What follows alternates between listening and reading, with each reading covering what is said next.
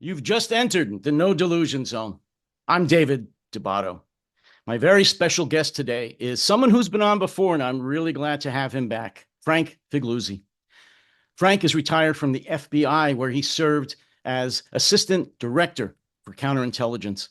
As such, he was responsible for the FBI's role in protecting our national security against all enemies, foreign and domestic. Frank's daily, almost frequent contributor to both NBC and MSNBC. He's also written two books, the most recent of which is Long Haul, Hunting for the Highway Serial Killer, as well as The FBI Way, Inside the Bureau's Code of Excellence. Both books are available right now online at Amazon.com, Goodreads.com, Barnes & Noble, and anywhere online they sell books, as well as, of course, bricks and mortar stores.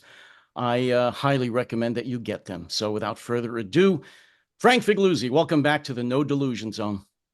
Oh, it's my pleasure to be back, and boy, there's no shortage of topics to address. No, there isn't. I actually had to shave it down quite a bit. So today, as you know, we're just a little over a month out from the presidential elections here in the United States. And so we're going to focus on that. I think there's quite enough to talk about with the national elections in terms of our national security that we don't need to go any further. Offline, I talked to you a little bit about a documentary I just watched. It just came out. It's very new, I think 3 days. It's called War Game. I know you haven't seen it yet, but I'm still going to pick your brain about what was on there. In this fictional scenario, people that are from the most senior levels of American intelligence agencies, the military, and elected officials put together a scenario where what happens on January 6, 2021 is being projected out to what may actually happen this November, this election, and next January 6th. And as well as January 20th, when the new president is due to be sworn in. And I'll tell you, it rose the hair on the back of my neck. It was so realistic based on what we all know did happen 3 years ago, 3.5 years ago, and what may happen again, and maybe even worse. So having said that, and again, I know you haven't seen it yet, what do you see as a former head of the FBI's counterintelligence effort as the biggest national security problem, danger going forward, just a month out from our election? Well, there's a lot to unpack here. And while you have me at a disadvantage, having not seen this, it's something, it's on my to-do list, of course, to watch, but you don't need to have watched something to understand what we've been watching for the last couple of years with regard to Trump and MAGA and their posture toward the upcoming election. So kind of no particular order, random stream of thought here. Couple of things. One, it's clear that Trump is laying the groundwork, planting the seed now every day about Democrats cheating and the notion that if he loses, it will be the result of widespread cheating. The reality is that, of course, and I'm digressing briefly here, that is a distraction method from the kind of cheating that's going on right now within the GOP. What do I mean by that? Widespread voter suppression efforts in places like Texas. Georgia, by the way, may be at the top of the list for the most extreme efforts.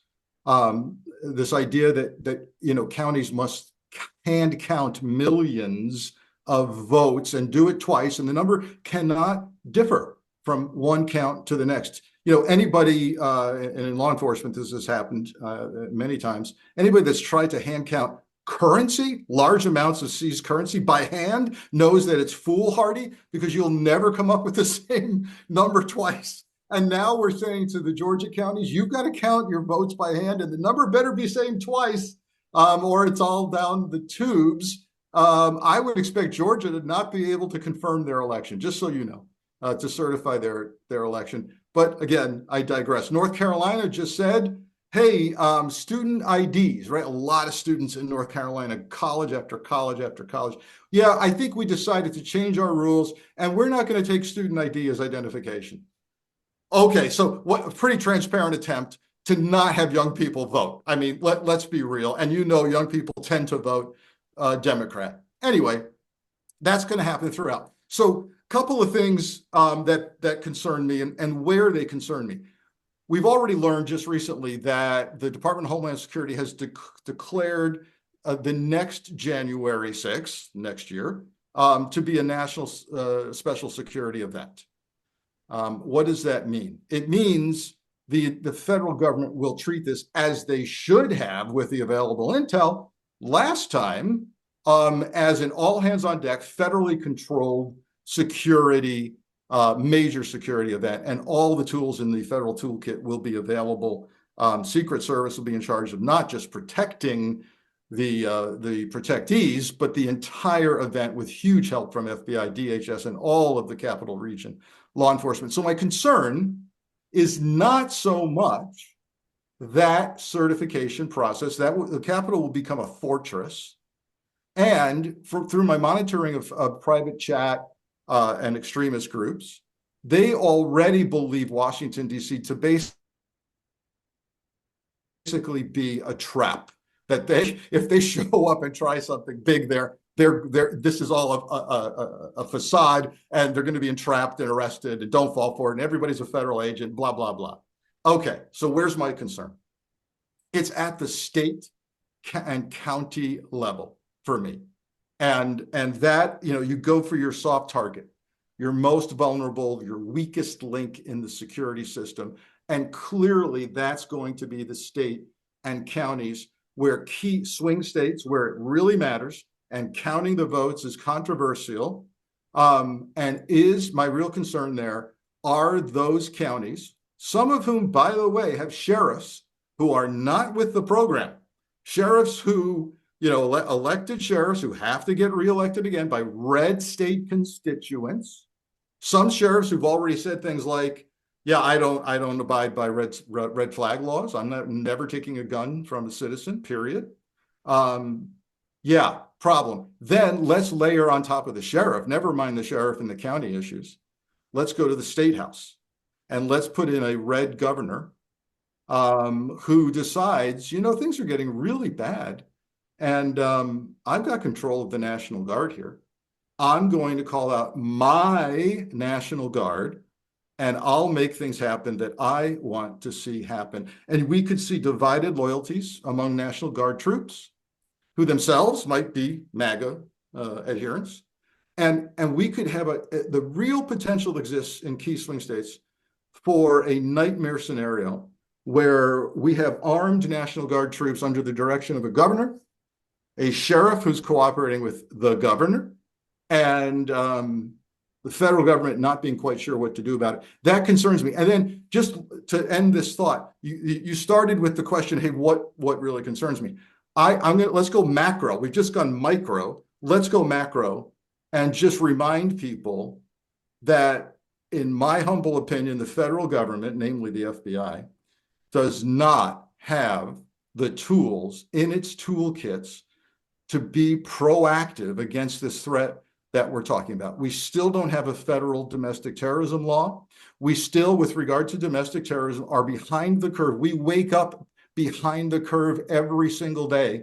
The FBI does, because of the ironic thing here is, because we're a democracy, because we're free people, because we have freedom of speech and assembly and a right to privacy, and I love all those things, by the way, took an oath to defend and protect the Constitution. We're behind the curve. The FBI is behind the curve, waking up every day. They can't be proactive. They can't do things to say we're out there trying to head off this violence until it's almost imminent, and that's too late.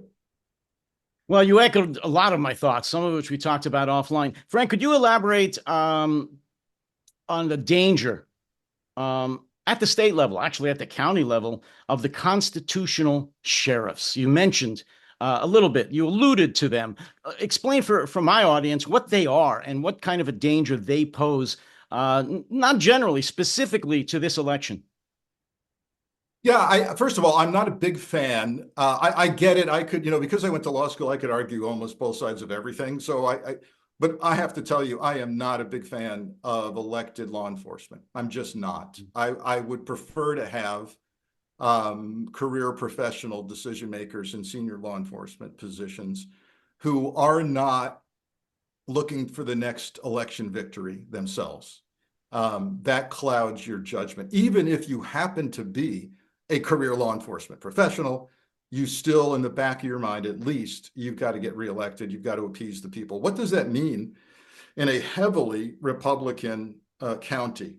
Well, it could mean that you take some steps to intimidate voters who you believe are voting blue. We've had a sheriff in the Springfield, Ohio area who has said, I want to know where the lawn signs are in people's yards for Kamala Harris, because that's where we'll bring the immigrants.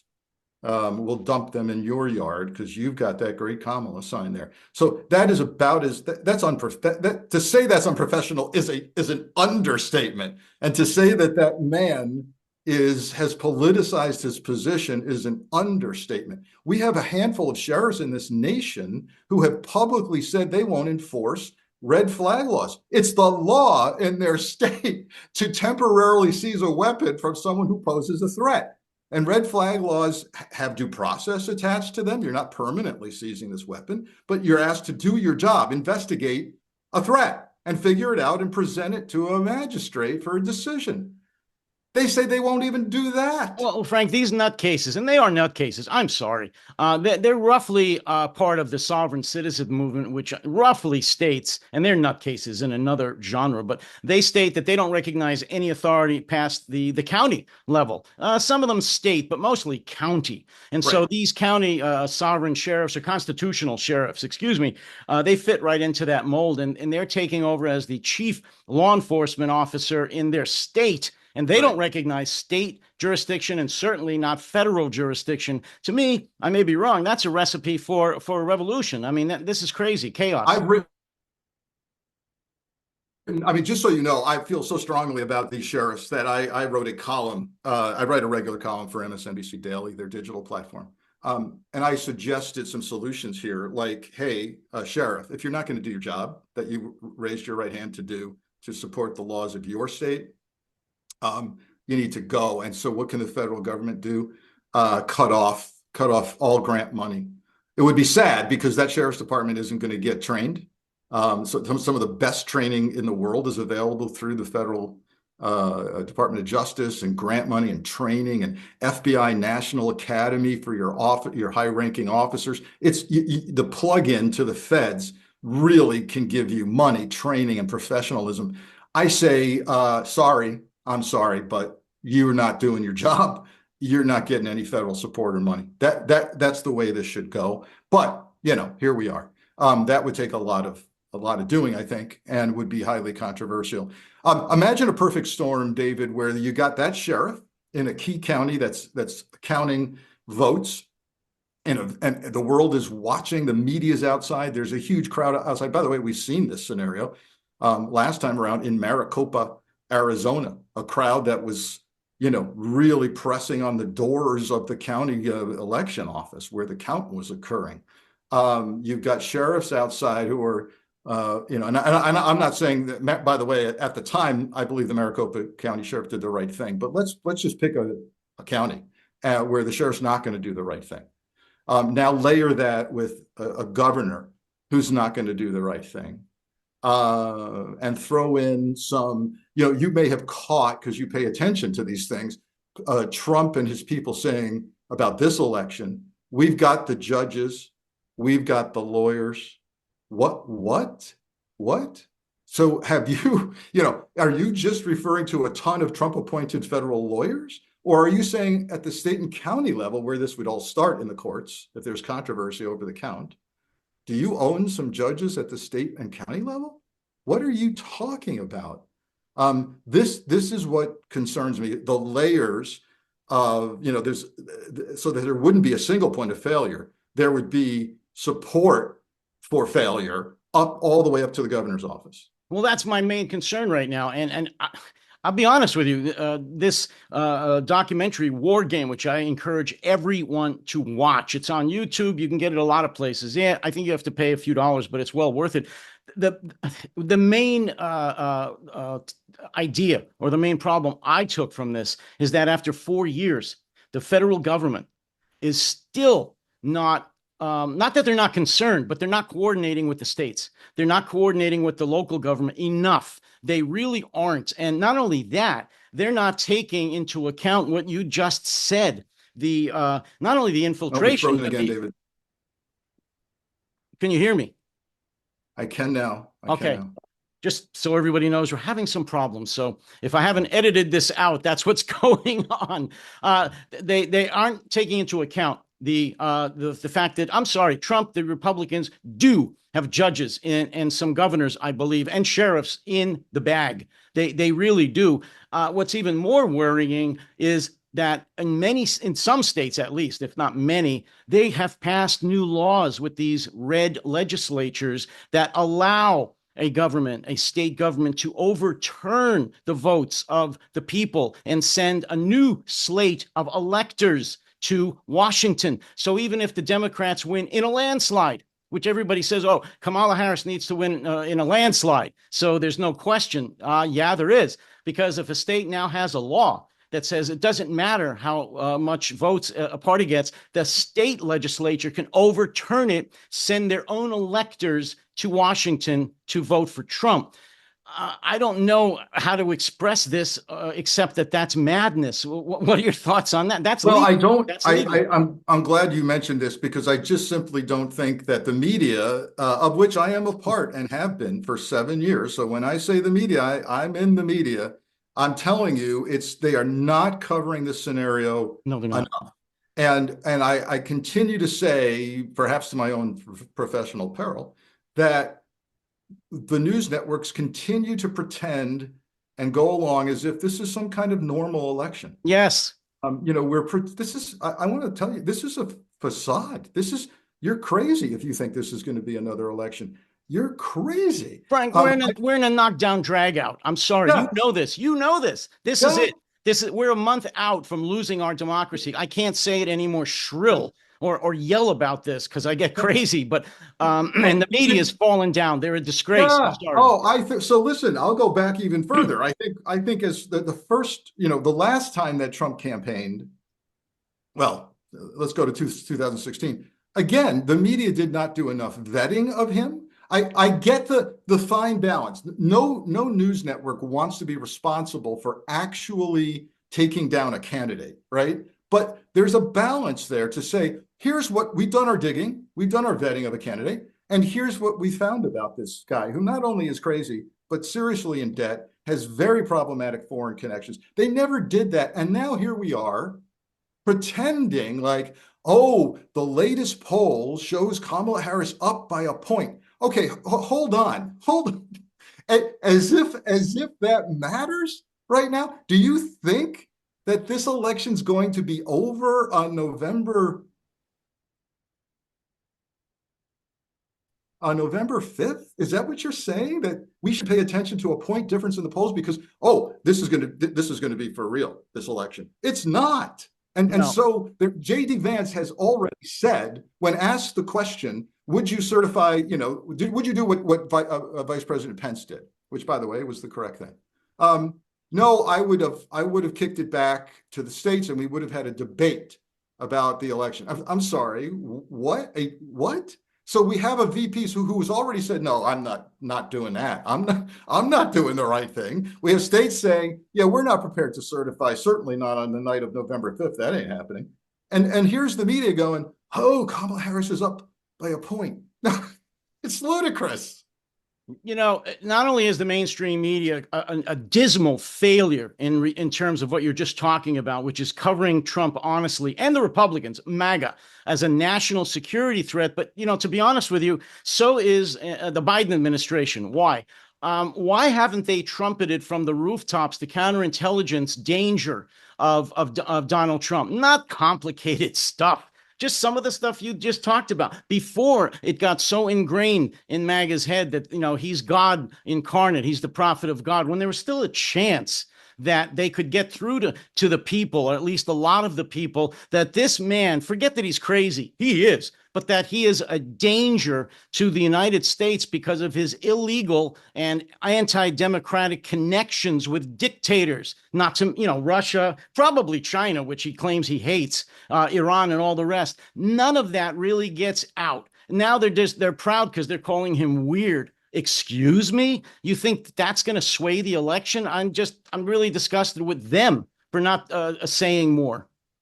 Yeah, it raises a couple of issues as to why, right? And I think I've heard all of them out there, and I'm not going to pretend to have any special insights here because I'm an analyst. I'm not an employee. I'm not at a senior level in my own network. But you've seen some excellent writing and reporting on what might be happening across the major media platforms. One is they're corporations. They're corporations. They're run by people in big offices who make a lot of money, who want to make more money for the network. And so pretending that this is a real race and, if you just vote, everything will come out fine, that helps their ratings. They want a horse race. They want the horse race. They want it to be very close. And it's interesting. They've spent a year in many ways covering Trump, particularly at the RNC coverage, as, oh, this is all quite normal. And now you see the almost look of panic in their faces on television by the show host going, holy shit, maybe we shouldn't have covered him as normal. And now you see this kind of race to say, oh, he's a threat, but still there's too much normalcy in their coverage. So corporate decision making, hey, let's make this a horse race. Let's cover him because we have to. And God forbid if he wins and we don't have access to him at the White House, oh my God. It's not even a matter of not having access at the White House, Frank. It's a matter of them being arrested and indicted and going to prison. Right. Yeah. I mean, Trump has said he's going to arrest journalists. Yes. Don't they think that means the heads of networks? Of course. Excuse me, NBC and MSNBC. I know you're going to listen to this. CNN, especially enemies of the people. Remember that? So yeah, they're going to make some money now. I hope they enjoy it in prison or in a gulag somewhere. Right. Because if you're worried about, hey, we might not be able to have a cup of coffee and an interview with a president, you got bigger worries, my friend. Because you really do. Yeah, you're going to be in a prison camp, some re-education camp. Yeah, look, Saudi, his friends in Saudi executed a journalist. And you think you're worried about? You do work as a consultant, as a contractor with a couple of networks, actually, or one big network. Why do they feel that way? I mean, I know what you're saying. It's all money, but they're smart people. They are. Why can't they see, yeah, it's a lot of money, but I have a chance of being killed. I have a chance of going to prison, or at least spending the rest of my life on the run. Why don't they see that? Oh, boy. I think there's willful blindness here. I think that some people have been, essentially, the edict has come down from the corporate suite that this is how we're going to approach this. For various reasons we just stated. I want to say this. I think the majority, at least, I do a lot of media analysis in my job. I watch what's being said. And I think the majority, at least on my network, the majority of the hosts are doing the right thing. But there are some who think, for example, we've got to put MAGA people on a panel to make this fair and balanced. And we've got to spend some time interviewing we've got to spend time interviewing Eric Trump. Eric Trump. I'll point an interview out to you that really sent me through the roof. During the RNC, there was a host I'm not going to say where the host was from, who did an interview of Eric Trump as if he was somehow newsworthy. He plays no role in anything related. His wife plays a huge role. And she runs the party, but we don't need to hear from Eric Trump. But how about that low-life knucklehead on CNN, that token MAGA analyst that's always on there, the apologist for Trump? Why is he there? I mean, he's a disgrace. And I know I can't think of his name, but I know you know who I mean. Sorry, David, we froze again. Same here. So I hope you're back. I don't know if you can hear me, but I can hear you and see you. You're back. Yes, thank you. Apologies for that, but I'm No. sorry. See, the concept, what I caught was this concept of, particularly on one network, of Well, putting. CNN's got this wingnut, this total bootlicker of Trump, who is there a MAGA token who is just an insult to humanity. I'm sorry. And Right. he's just disgraceful. I'm sorry. I don't know why they Yeah. have him No, on either. yeah, it's not that right. This isn't, this isn't Sunday afternoon football where you have to have analysts who are with one team and a mixed, and analysts who are with another team, right? No, you do not. Who said, that fair time, equal time thing doesn't exist anymore? You don't need to have a threat represented on your panel. No, you do not. Again, it's pretending that this is normal when it's not. But I know we're digressing from the overall thing, but I do think that those networks who've been pretending that this is all normal are going to have egg on their face when the inevitable happens, which is that come November 5th, we're not going to know who the hell won. Because guaranteed one party is going to say, we reject the results. Look what happened here in the middle of the night. There was a dump of votes. The hand count in Georgia isn't going well. We don't trust Fulton County, on and on and on. And, we've got nobody in the Republican Party left that's going to stand up on election night and goes, cut it out, cut it out. We got beat, for God's sakes. No one's going to do that. No, I mean, let's be honest with you. We're just talking about the Republican Party. I just watched the newscast today, and if Kamala Harris wins, then there's going to be Trump wins, rather, God forbid, there's going to be an orderly transition because the Democrats aren't going to protest. They're not going to storm the Capitol. They're going to allow Trump, unfortunately, to take office. We're talking about if Kamala Harris wins, Trump and the MAGA Republicans are not going to accept the results of the election. And I fear we're going to have sporadic or widespread violence, both at the federal, but mostly at the state level. Yeah, I hope, I don't think, but you mentioned, I think you mentioned earlier that you're not certain the feds are helping the counties and states enough here. Enough. That interface comes largely in the form of Department of Homeland Security. Mm-hmm. And I have to tell you that comes mostly in the area of cyber. So I have a high degree of confidence, as I had last time, that on the cyber side, we're going to be okay.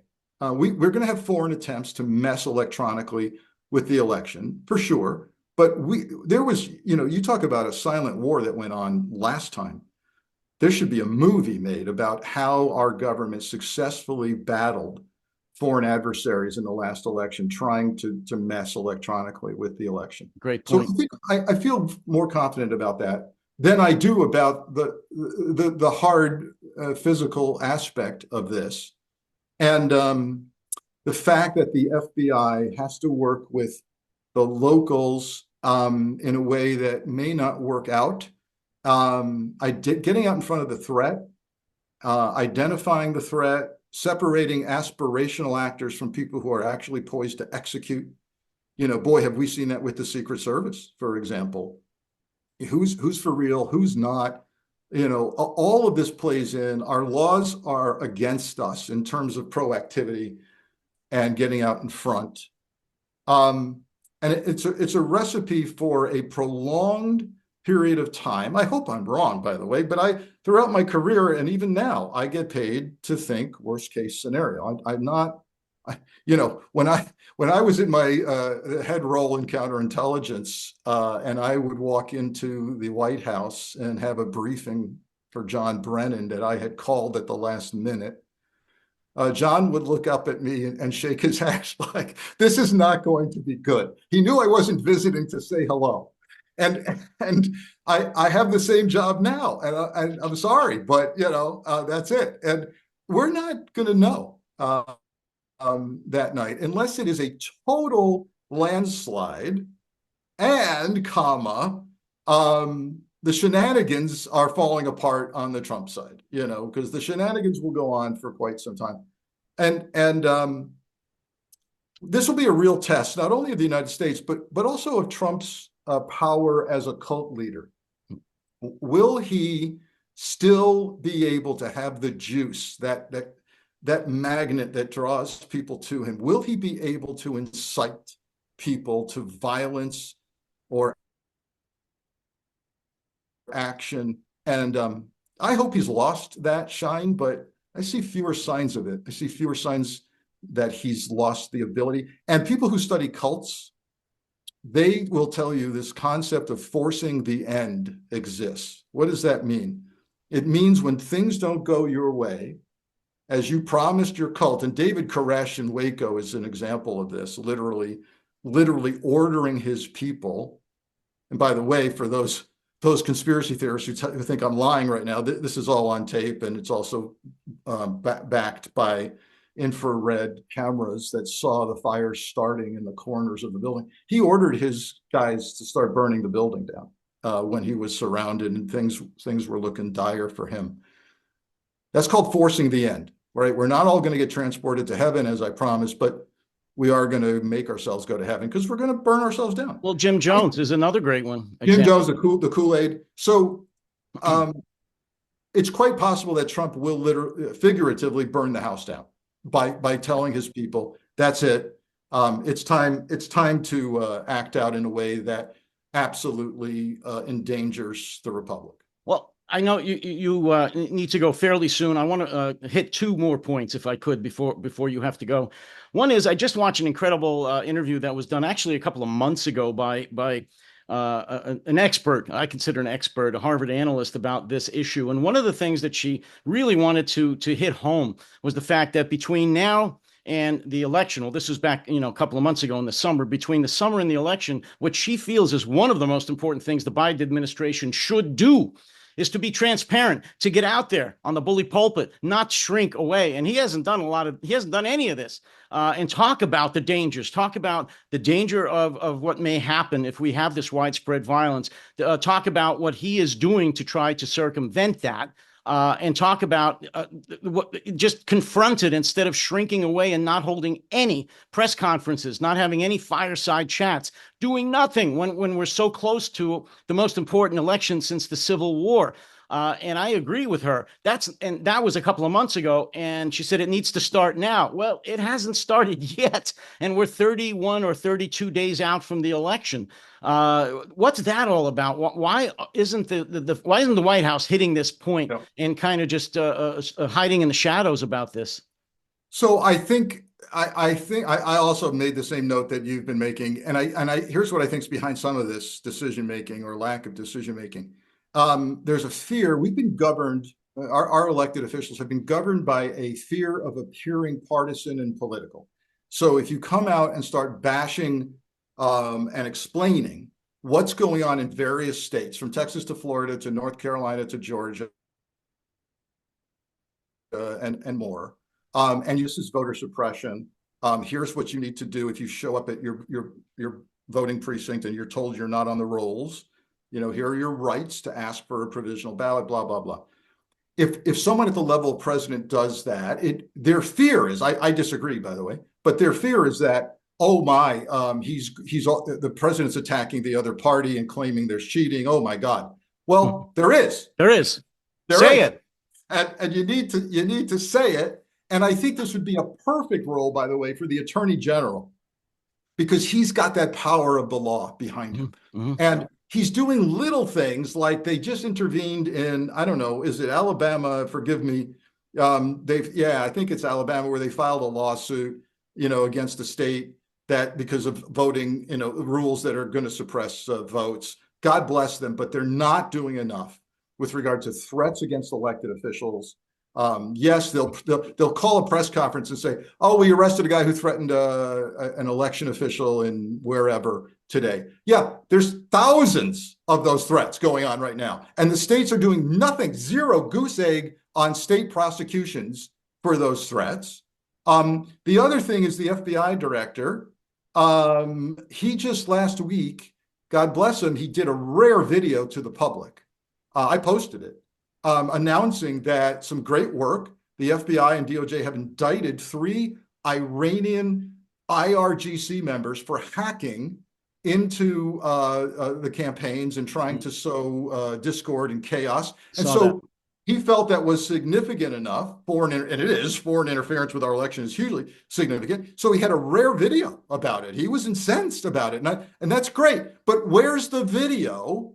Where's the video for the domestic threat to the election? Love the indictments of IRGC members, who, by the way, will never lay hands on. So that. But where's the video of the domestic threat cases? Well, you know, one of the main points of this documentary, again, War Game, is that is what we're talking about right now. One of my biggest fears is that the right has won the social media war thus far. They're out there all the time, and in this scenario, in this War Game, they even did it more on steroids. And what they were saying, they were giggling to themselves that we control the social media. There's no pushback from the White House. They're not even responding to what we're saying. And it's true. And it's still happening now in October, tomorrow, 1 month before the election. They're still not responding. Frank, as you know, there's more than enough for the feds, for the White House, even just the White House, to come out every week with some kind of a press conference, whatever you want to call it, fireside chat, press conference, bully pulpit. Call it election security update. Exactly, about one of the many of the thousands of direct threats that election you just talked about. If they're going to accuse them, if the Republicans of widespread cheating, election update once a week. Yeah. And if they're afraid, well, that's too bad. They're going to be more afraid when they start Trump starts the investigations and indictments and imprisonments of these people, from Biden all the way down. Again, I know you've got to go. I want to touch on one other topic that I think is extremely important we haven't touched on yet. You and I talked about it briefly off air, and that's the infiltration into law enforcement and the military with these activists, far right wing militia members, really, that are either in the military, join the military in order to create harm, or they were radicalized while they're in law enforcement and in the military. From everything from the active Army, National Guard, Capitol Police, and various other agencies. I think that's a huge problem. I know it's a huge problem.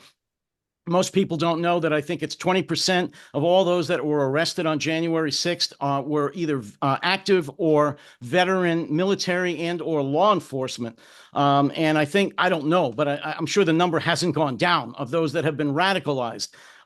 Just your thoughts on this last point, the infiltration of within our law enforcement and military by radical right-wing domestic terrorists, if you will. Yeah. So first, two things. First, it's there. It's there in large numbers. This infiltration, and it's inappropriate professionally. These law enforcement organizations that announce that they're endorsing a political candidate. By the way, mostly they're endorsing Trump. I don't care who you're endorsing. I don't believe in that. I don't believe it should make a difference. You do your job as a police officer every day. If you pull up on a house for a 911 call and they have a Kamala Harris lawn sign, are you not going to do your job? Are you going to turn around and go away? Are you going to treat them differently? Unprofessional. And I call that out. Whenever I see a national or statewide organization, police organization, stand behind Trump at some rally and say, we're endorsing this man and we represent, 13,000 sworn officers, I say disgrace. I say it publicly. That's a disgrace to your badge. That this man has been indicted several times over, is still facing trials, has been accused and adjudicated to have sexually assaulted a woman. What do you think women are going to come to your department and report a rape when you're endorsing a rapist?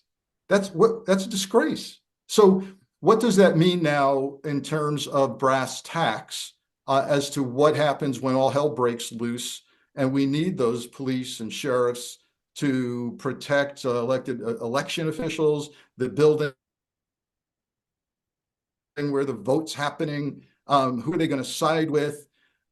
Big problems ahead in that area. And with regard to the military, my concern is in the National Guard.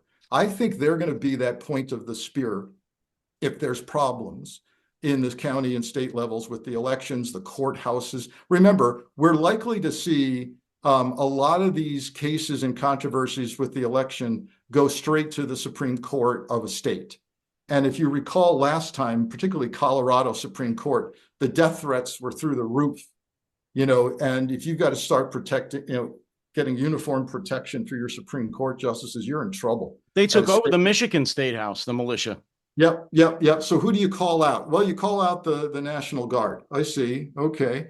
Or what? And who are they with, by the way? And if the White House says, let's say things get really worse, you want to talk about tabletop exercises and war games. Let's say we have a state who just basically entire state thumbs their nose at the White House. Hey, we're kind of going off on our own direction here. And now the White House tries to federalize that National Guard. No, they're ours. No, and the governor says, no, they're mine. And now you send a general from Washington who has to seize the arsenal of weapons for that state guard and say, I'm in charge of the state guard now. Wow. Are they going to fall into place, or are they loyal to MAGA? Well, I happen to, my personal opinion, you may disagree, is that the military, the senior most people in the military, whether it be National Guard or active duty military, do not appreciate the scope of this problem. Some do, for sure. But I think for the most part, they're trying to dismiss it. They're wearing blinders. All the statements I've seen, the trainings that they give is that, yes, there are some, but they're rare. They're rogue soldiers or sailors or guardsmen, and we're taking care of that. We've had training. No, I think they really fail to realize the scope of this problem. Well, here we are right back to the same scenario with the mass media, not pretending all is well, all is well, everything will work out, fingers crossed. But you're right, playing a training video to a bunch of young people who are tatted up with MAGA and worse, by the way, and a half-hour video saying, hey, we are loyal to the Constitution, not to a man. Blah, blah, blah. Yeah, sure. Good luck with that video. Well, I just did a whole, not a column, but an article about the recruiting issues here in the, especially with the Army, but in general with the U.S. military. And because of that, the lowering of standards. And I'm sorry, that's a huge issue. You mentioned the tats. I'm not against tats, but I mean, the certain ones, yes. And on the neck and in the face and the hands of military and certain types of tats. And also lowering the ASVAB scores, which is the mental acuity test that they take, down to you don't even have to have a high school diploma. The vetting of their backgrounds has fallen way down. So a lot of these radicalized right-wingers are getting through the vetting and joining the military. It's a huge issue. It has to do with a lot of issues, but the recruiting issue is allowing radicalized military to join the forces. By the way, you're right. And by the way, same thing happening at most police departments in our country. Yes. The chiefs will tell you they are unable to recruit the kind of talent that they have in the past. They are lowering standards. And that really concerns me. No, it's a huge issue, and unfortunately one we can't expand upon today. But like you said at the outset, there's so much to unpack here. We could talk for a week. We can't even do an hour today. So I'm going to have you back. As I mentioned to you off air, I'd like you to come back on a regular basis once a month, because you have this was what you did. Counterintelligence, for those that don't know, defend our country against all enemies, foreign and domestic. We have a domestic terrorism issue right now, a big one, bigger than I think our foreign terrorist issue. And you were involved. You're right in the middle of that, Frank. So I appreciate your insight very, very much. Take care of yourself, and thank you for today. And I'll invite you back very soon. So have a good one. Take care and stay safe. Thanks for having me. Good discussion. And listen, next time we talk, we'll try to figure out some, not all dark, but rather maybe some ways we can start to counter this. Well, yeah, I mean, I would very much love to pick your brain about ways to counter it, how we can do it, even with the 30 days or the less to the election, because look, we're both Americans. We're not going anywhere. We're going to protect this country to the best of our ability. And I think the folks that watch my podcast would like to hear about how to do that. What are people doing or can do to try to right this boat, this ship, this sinking ship? So I agree with you. Let's do that next time. All right, sir. Take care, Frank. Okay, bye. Take care. Bye-bye. If you liked the video you just saw, please hit the subscribe button in the lower part of your screen. And if you really like the video, buy me a cup of coffee at buymeacoffee.com at No Delusion Zone. Thanks. Take care, stay safe, and stay sane.